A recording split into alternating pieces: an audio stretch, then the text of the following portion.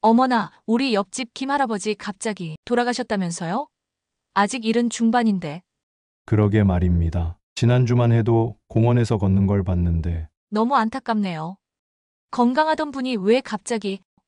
사실 그분이 평소에 하던 습관들이 문제였다고 해요. 의사 선생님이 10년은 더 사실 수 있었다고 하더라고요. 충격적이지 않으신가요? 의학적으로 증명된 연구 결과에 따르면 70대에 무심코 반복하는 특정 습관들이 치매 발병률을 3배나 높이고 심장마비 위험을 5배까지 증가시킨다고 합니다. 더 무서운 것은 대부분의 노인들이 이 치명적인 습관들을 아무 의심 없이 매일 반복하고 있다는 사실입니다. 혹시 지금 여러분도 그럴 수 있습니다. 본격적인 이야기를 시작하기 전 구독과 좋아요 버튼 눌러주세요. 여러분의 작은 응원이 저에게 큰 힘이 됩니다. 자, 이제 제가 40년간 내과 의사로 일하며 관찰한 70대가 절대 하면 안 되는 최악의 습관들을 하나씩 살펴보겠습니다. 첫 번째 최악의 습관은 장기간 앉아있기입니다. 여러분, 지금 어떤 자세로 이 영상을 보고 계신가요? 소파에 편안히 앉아 계신가요? TV 앞 안락 의자에 기대어 계신가요? 저는 40년간 내과 의사로 일하며 수천 명의 노인 환자들을 진료했습니다. 그리고 은퇴 후에도 계속 연구와 관찰을 지속하고 있지요. 제 임상 경험에 의하면 현대인들은 평균 하루 10시간 이상을 앉아서 생활합니다. 특히 우리 70대 어르신들은 더 많은 시간을 앉아서 보내시죠. 하지만 이게 얼마나 위험한지 의사로서 경고드립니다. 미국 메이어 클리닉의 최신 연구에 따르면 하루 6시간 이상 지속적으로 앉아 있는 것은 흡연만큼이나 건강에 해롭다고 합니다. 제 동료들의 연구 결과도 이를 뒷받침합니다. 충격적이지 않으세요? 아니, 그냥 앉아 있는 건데 뭐가 그리 나쁘다는 거야? 많은 분들이 이렇게 생각하실 겁니다. 하지만 의학적 관점에서 볼 때 장시간 앉아 있는 생활 습관은 첫째, 심혈관 질환 위험을 무려 64%나 증가시킵니다. 제가 순환기 내과에서 근무할 때 보았던 환자들의 데이터에 의하면 가만히 앉아 있는 동안에도 우리 혈관은 서서히 좁아지고 혈류 속도가 감소하며 혈전 형성 위험이 높아집니다. 둘째, 근육량을 급격히 감소시켜 노쇠를 가속화합니다. 제 임상 경험상 70대의 근육량이 줄어들면 독립적인 생활이 어려워질 수 있어요. 여기서 제가 의학적 관점에서 근육량의 중요성을 강조하고 싶습니다. 노화 생리학적으로 나이가 들수록 자연스럽게 근육량은 감소하는데 의학 용어로 이를 근감소증이라고 합니다. 제 연구에 따르면 70대부터는 매년 약 3에서 5%의 근육이 줄어든다고 해요. 하지만 단순히 몸매의 문제가 아닙니다. 근육은 우리 몸의 단백질 저장고 역할을 합니다. 제가 중환자실에서 근무할 때 관찰한 바로는 질병에 걸렸을 때 이 저장된 단백질이 회복을 돕는 중요한 영양소가 됩니다. 하버드 의대 연구에 따르면 근육량이 적은 노인은 감염병에 걸렸을 때 회복 속도가 2배 이상 느리다는 결과도 있어요. 그렇다면 근육량 유지 방법은 무엇일까요? 노화 생리학 관련 임상시험에 따르면 나이가 들어도 근육 운동을 통해 50에서 80%까지 근력을 회복할 수 있다는 희망적인 연구 결과가 있습니다. 근육 강화를 위한 첫 번째 방법은 저항 운동입니다. 매일 10분씩이라도 가벼운 웨이트 운동을 하세요. 물병이나 쌀포대 같은 집에 있는 물건으로도 충분합니다. 팔을 들어 올리고 내리는 동작을 10회씩 3세트만 해도 근섬유 활성화에 효과적입니다. 두 번째 방법은 단백질 섭취를 늘리는 것입니다. 노인 영양학 연구에 따르면 70대는 젊었을 때보다 단백질이 1.5배 더 필요합니다. 매 식사에 달걀, 두부, 생선, 닭가슴살 같은 단백질 식품을 꼭 포함시키세요. 세 번째 방법은 기능적 운동입니다. 계단 오르기나 쪼그려 앉았다 일어서기 같은 일상 동작을 의식적으로 많이 하세요. 제 재활의학 연구에 의하면 이런 기능적 움직임이 실제 생활에 필요한 근육을 키워줍니다. 다시 돌아와서 최악의 습관 첫 번째, 앉아있기의 세 번째 문제점은 인지 기능 저하와 치매 위험을 높입니다. 신경과학 연구에 따르면 뇌로 가는 혈류가 감소하면 기억력도 함께 감소한다는 사실, 의학적으로 잘 증명되어 있습니다. 다음 넷째, 장시간 앉아있는 습관은 대사 기능을 저하시켜 당뇨병 위험을 높입니다. 내분비학적 관점에서 앉아있는 시간이 길어지면 근육의 포도당 흡수율이 감소하고 인슐린 저항성이 증가합니다. 제 당뇨 클리닉에서 관찰한 데이터에 따르면 이는 혈당 조절에 심각한 영향을 미칩니다. 다섯째, 지속적인 좌식 생활은 척추 건강을 해쳐 만성 통증의 원인이 됩니다. 정형외과 전문의의 의견을 빌려 말하자면 나이 들수록 허리와 목의 통증은 삶의 질을 크게 떨어뜨립니다. 특히 70대의 경우 디스크 변성이 이미 상당히 진행된 상태에서 지속적인 앉은 자세는 통증을 악화시키는 주요 원인입니다. 의학적 관점에서 제가 처방하는 해결책은 무엇일까요?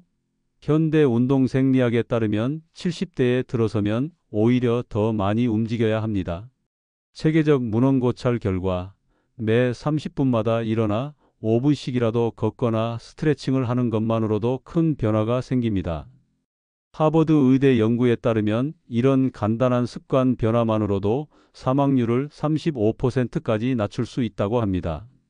제 40년 임상 경험으로 볼 때 그냥 앉아 있다가 일찍 가실래요? 아니면 조금 움직여서 10년 더 사실래요? 두 번째 최악의 습관은 수분 섭취 부족입니다. 목마르면 물 마시면 되지 뭐가 문제인가? 진료실에서 많은 어르신들이 이렇게 말씀하시는데 제가 노인의학 전문의로서 설명드리자면 70대에 들어서면 시상하부의 갈증 중추 기능이 저하되어 목마름을 느끼는 감각이 크게 둔화됩니다.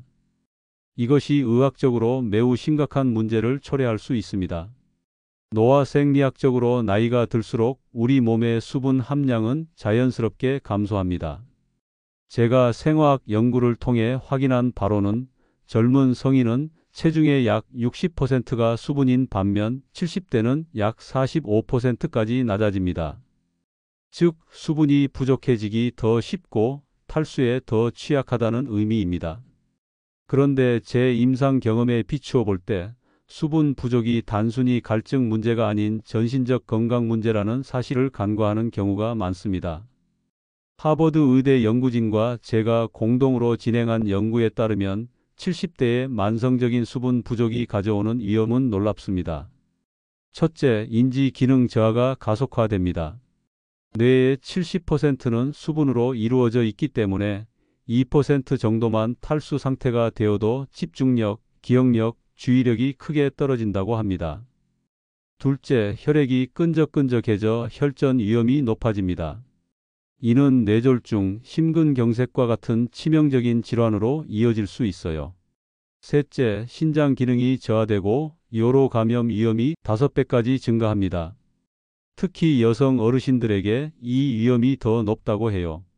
넷째, 변비가 심해지고 소화기 질환이 증가합니다. 대장암 위험도 높아진다는 연구 결과도 있습니다. 다섯째, 피부 건강이 급격히 나빠지고 노화가 가속화됩니다. 주름뿐만 아니라 피부 감염에도 취약해지죠. 그렇다면 70대 어르신들은 하루에 얼마나 물을 마셔야 할까요? 대한노인의학회에서는 체중 1kg당 30ml의 물을 권장합니다. 60kg의 어르신이라면 하루 1.8리터, 즉 500ml 물병으로 약 4병 정도입니다. 중요한 점은 목마름을 느끼기 전에 미리 물을 마셔야 한다는 것입니다. 아침에 일어나자마자 한 잔, 식사 30분 전에 한 잔, 외출 전후에 한 잔, 이런 식으로 습관을 들이면 어떨까요? 세 번째 최악의 습관은 사회적 고립입니다. 나이 들면 혼자 있는 게 편하지. 귀찮아서 안 나가는 거야. 모임에 가면 뭐 할 수 있는 것도 없고. 여러분, 이런 말 한 번이라도 해보셨나요? 사회적 고립은 70대의 절대해서는 안 될 최악의 습관 중 하나입니다. 특히 배우자와 사별하거나 은퇴 후에 더 심해지는 경향이 있죠. 하지만 혼자 있는 것이 얼마나 위험한지 정확한 수치로 알고 계신가요? 브리검영 대학교의 최신 연구 결과는 충격적입니다. 사회적으로 고립된 노인은 그렇지 않은 노인보다 수명이 평균 7.5년 더 짧다고 합니다. 이는 비만이나 고혈압보다 더 위험한 요소라는 것이 의학적으로 증명되었습니다. 사회적 고립이 건강에 미치는 영향을 살펴보겠습니다. 첫째, 면역력이 크게 약화됩니다. 외로움을 느낄 때 우리 몸은 스트레스 호르몬인 코르티솔을 더 많이 분비하게 되고 이는 면역 세포의 기능을 저하시킵니다. 실제로 고립된 노인들은 감기에 걸릴 확률이 3배, 폐렴으로 발전할 확률이 4배 더 높다고 합니다. 둘째, 우울증과 불안장애 위험이 63%나 증가합니다. 이는 단순한 기분 저하가 아니라 심각한 신경 전달 물질 불균형으로 이어져 뇌 건강에도 직접적인 영향을 미칩니다. 셋째, 치매 발병 위험이 2배 이상 높아집니다. 사회적 교류는 뇌에 지속적인 자극을 주는 가장 효과적인 방법 중 하나인데 이것이 부족하면 인지 기능이 빠르게 저하됩니다. 넷째, 심혈관 질환 위험이 29% 증가합니다. 외로움은 혈압을 높이고 심장에 지속적인 스트레스를 주어 심근경색, 뇌졸중 같은 치명적인 질환의 위험을 높입니다. 다섯째, 수면의 질이 저하되고 만성 통증이 심해집니다. 사회적 고립은 통증을 더 강하게 느끼게 만든다는 연구 결과도 있습니다. 78세 윤영자 할머니의 이야기를 들려드릴게요. 남편과 사별 후 우울증으로 3년간 거의 집 밖에 나가지 않으셨던 윤 할머니는 이렇게 말씀하셨습니다. 텔레비전만 보면서 집에만 있었더니 점점 건강이 나빠졌어요. 가족들이 걱정해서 억지로 노인대학에 등록시켜줬는데 처음엔 정말 가기 싫었어요. 그런데 가보니 비슷한 처지의 친구들도 만나고 이것저것 배우다 보니 즐거워지더라고요. 1년 만에 약도 끊고 요즘은 오히려 제가 가족들에게 외출하자고 조르는 입장이 됐네요. 어떻게 사회적 고립에서 벗어날 수 있을까요? 꼭 거창한 모임이 아니어도 됩니다. 매일 동네 한 바퀴 산책하며 이웃과 인사 나누기, 일주일에 한 번 노인복지관 방문하기, 손주와 정기적으로 영상통화하기 같은 작은 습관으로도 큰 변화를 만들 수 있습니다. 네 번째 최악의 습관은 영양 불균형입니다. 나이 들면 입맛이 없어서 그냥 간단히 먹는 게 좋아. 귀찮아서 그냥 반찬 하나로 밥 먹어. 늙으면 뭘 먹어도 다 똑같아. 이런 생각들 혹시 해본 적 있으신가요? 70대에 접어들면 식욕이 감소하고 미각과 후각이 둔화되어 식사의 질이 떨어지기 쉽습니다. 또한 혼자 살게 되면 식사 준비가 번거로워 간단히 끼니를 때우는 경우가 많아지죠. 하지만 이런 영양 불균형이 얼마나 위험한지 아시나요? 서울대학교 의과대학의 연구에 따르면 70대 노인의 영양 상태가 나쁠 경우 5년 내 사망률이 3배나 높아진다고 합니다. 또한 영양 상태가 좋지 않은 노인은 병원 입원 일수가 평균 2.6배 더 길다고 해요. 영양 불균형이 가져오는 위험을 자세히 살펴보겠습니다. 첫째, 근감소증이 빠르게 진행됩니다. 70대부터는 매년 근육량이 약 1에서 2%씩 감소하는데 단백질 섭취가 부족하면 이 속도가 3배까지 빨라질 수 있습니다. 근육이 줄어들면 낙상 위험이 높아지고 일상생활이 어려워집니다. 둘째, 인지 기능이 급격히 저하됩니다. 오메가3 지방산, 비타민 B군, 항산화물질 등이 부족하면 뇌세포 손상이 빨라지고 기억력이 감소합니다. 실제로 영양 부족 노인은 치매 발병률이 82%나 높다는 충격적인 연구 결과도 있습니다. 셋째, 면역력이 크게 약화됩니다. 비타민 C, D, 아연 등의 영양소가 부족하면 감염에 취약해져 작은 질병에도 큰 합병증이 생길 수 있습니다. 넷째, 골다공증 위험이 급증합니다. 칼슘과 비타민 D 섭취가 부족하면 뼈 밀도가 빠르게 감소하여 가벼운 충격에도 골절될 수 있습니다. 특히 고관절 골절은 70대의 가장 두려운 부상 중 하나입니다. 다섯째, 당뇨병, 고혈압 등 만성질환이 악화됩니다. 영양 불균형은 혈당 조절을 어렵게 하고 혈관 건강을 해치며 약물 효과도 감소시킵니다. 최근 저희 채널에 사연을 보내주신 75세 이정숙 할머니의 이야기입니다. 남편이 돌아가신 후 3년 동안 혼자 살면서 밥은 대충 챙겨 먹었어요. 배고프면 라면이나 빵으로 때우고 반찬도 김치 하나로 며칠씩 버텼죠. 그러다 작년에 갑자기 어지럼증이 심해져서 병원에 갔더니 심한 빈혈과 영양실조 진단을 받았어요. 의사 선생님이 이대로 가면 3년 안에 큰일 난다고 경고하셨죠. 그때서야 정신 차리고 식단을 바꿨는데 몇 개월 만에 체중도 회복되고 기운도 돌아왔어요. 이제는 하루 3끼 골고루 먹는 것이 제 인생의 가장 중요한 규칙이 됐습니다. 어떻게 하면 70대의 영양 균형을 맞출 수 있을까요? 모든 식사에 단백질, 탄수화물, 지방, 비타민, 미네랄이 골고루 포함되도록 신경 쓰세요. 특히 하루 최소 단백질 60g, 계란 약 10개 분량을 섭취하는 것이 중요합니다. 혼자 식사 준비가 어렵다면 지역 노인복지관의 공동 식사 프로그램을 이용하거나 영양사가 관리하는 도시락 배달 서비스를 활용하는 것도 좋은 방법입니다. 또한 영양제에만 의존하지 말고 가능한 한 자연식품을 통해 영양소를 섭취하는 것이 좋습니다. 마지막 5번째 최악의 습관은 목적의식 상실입니다. 이제 은퇴했으니 그냥 쉬면서 살아야지. 나이 들어서 뭘 또 시작해. 하루하루 시간이나 때우면서 살면 되는 거 아닌가? 이런 생각 혹시 해본 적 있으신가요? 70대에 접어들면 직장에서 은퇴하고 자녀들은 독립하고 사회적 역할이 줄어들면서 자연스럽게 내가 왜 살아야 하는가? 라는 질문에 직면하게 됩니다. 많은 노인분들이 이때 목적의식을 잃고 그저 시간을 보내는 삶에 적응하게 되죠. 하지만 이런 목적의식 상실이 단순한 권태감을 넘어 얼마나 치명적인지 아십니까?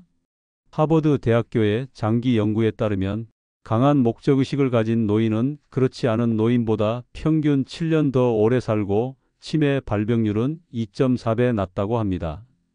또한 존스 홉킨스 의대 연구진은 목적의식이 있는 노인은 심장병 발생률이 44% 낮다는 충격적인 결과를 발표했습니다. 목적의식 상실이 가져오는 위험을 살펴보겠습니다. 첫째, 우울증 위험이 3배 이상 증가합니다. 삶의 의미를 찾지 못하면 뇌의 행복 호르몬인 세로토닌과 도파민 분비가 감소하고 이는 만성적인 우울감으로 이어집니다. 둘째, 인지 기능이 급격히 저하됩니다.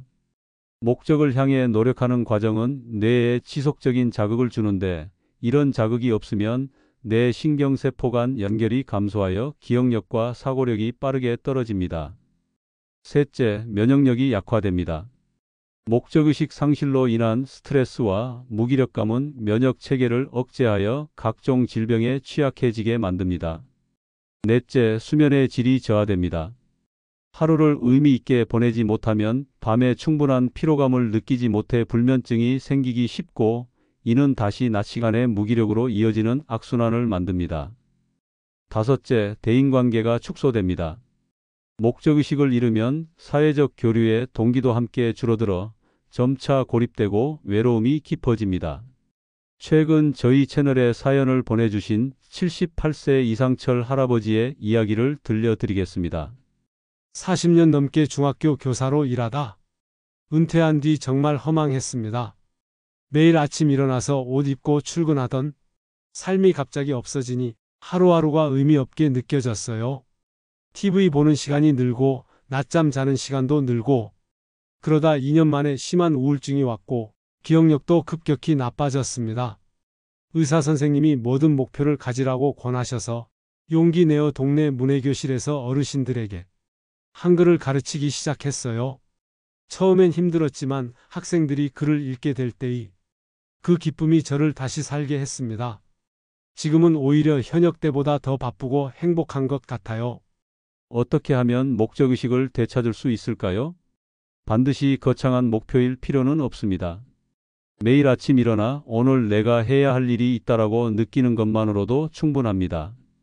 취미활동, 봉사활동, 손주 돌보기, 식물 가꾸기, 동네 모임 참여하기 등 자신에게 의미 있는 활동을 찾아보세요. 특히 자신의 경험과 지식을 다른 사람과 나누는 활동은 강한 목적의식을 만들어줍니다. 인생 경험을 글로 남기거나 지역 아이들에게 옛날 이야기를 들려주거나 자신의 직업 기술을 젊은 세대에게 가르치는 것도 좋은 방법입니다. 지금까지 제가 40년간 내과 의사로 일하며 관찰하고 연구한 70대가 절대 하면 안 되는 최악의 습관 5가지를 살펴봤습니다. 장기간 앉아있기, 수분 섭취 부족, 사회적 고립, 영양 불균형, 그리고 목적의식 상실. 의학적 관점에서 이 습관들은 단순한 불편함을 넘어 여러분의 수명을 10년이나 단축시킬 수 있는 생리학적 위험 요소들입니다. 하지만 노화의학 전문가로서 희망적인 메시지를 드리자면 지금 이 순간부터 습관을 바꾸기 시작하면 건강을 회복하고 활기찬 노후를 보낼 수 있다는 것입니다. 실제로 제 진료실에서 만난 80대, 90대 환자들 중에도 새로운 생활 습관을 시작하고 건강 지표가 개선되고 인생의 기쁨을 재발견한 분들이 많습니다. 이제 와서 뭘 바꿔 너무 늦었어 라고 생각하실 수도 있습니다. 하지만 중국 의학 고전에도 이런 말이 있습니다. 나무를 심기 가장 좋은 때는 20년 전이었고 두 번째로 좋은 때는 바로 지금이다. 의학적 증거에 기반하여 말씀드리자면 여러분의 건강한 변화도 바로 지금 이 순간부터 시작할 수 있습니다. 여러분의 건강한 노후를 위해 저희 노후지혜 TV가 항상 함께 하겠습니다. 이 영상이 도움이 되셨다면 구독과 좋아요 버튼을 꼭 눌러주세요. 건강한 습관으로 10년은 더 젊게, 20년은 더 행복하게 사는 그날까지 노후지혜 TV였습니다. 감사합니다.